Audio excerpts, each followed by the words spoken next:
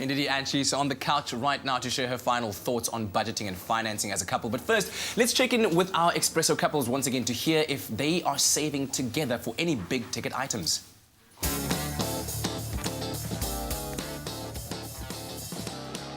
Is there a big item you're hoping to save together for in the future? A new car? Yes, a new car and a new apartment. Yeah. Probably another trip overseas and probably an apartment. Definitely, I think we want to become property moguls and also invest in each other's sort of careers. I think that's what I would like to spend a large sum of money on, investing in Cameron's future. Oh yes, of course. Always big items for the future. I think we both like a larger house with a bigger garden. I'd rather spend money on experiences than on, I don't know, a TV or new couch. Right, well, let's take a call right now live. Calling us Anonymous from Mossel Bay. Good morning. Hello. Good morning. There we go, Anonymous. Thank you very much. We can hear you. What would you like to say about this morning's topic? Yeah, I just wanted to know, I'm remarried again, and my husband is a fantastic person, very loving and everything, perfect relationship. It's just that I left my job when we got married, and I'm now a housewife, and I moved to his town in Mossel Bay, and the whole issue is with the extreme control with regards to money. You know, I have no say in anything. He earns very good salary.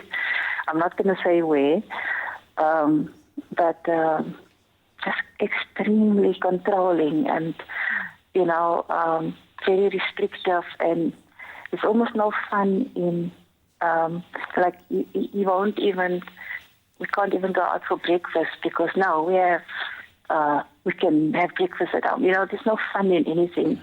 Whereas before, I was very independent and I had my own home. I had my own money coming in, and I used to do breakfast once a month, you know. And you can't even have to ask for everything.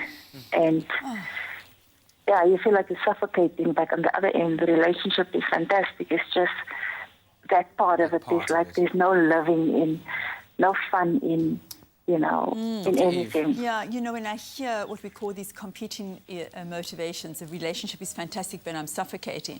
Unfortunately, the suffocation is going to take over and the relationship isn't going to be that fantastic. I'm wondering if you had some red flags before you married this man, Anonymous. Did you have some awareness that he was controlling? Yeah, I think I did. I just thought, because I've been alone for such a long time, 11 years, before I met him, you know, I think I did, but I didn't want to see it. Yeah, you know what, I'm not blaming you and I'm not judging you, because this is what happens to many, many people.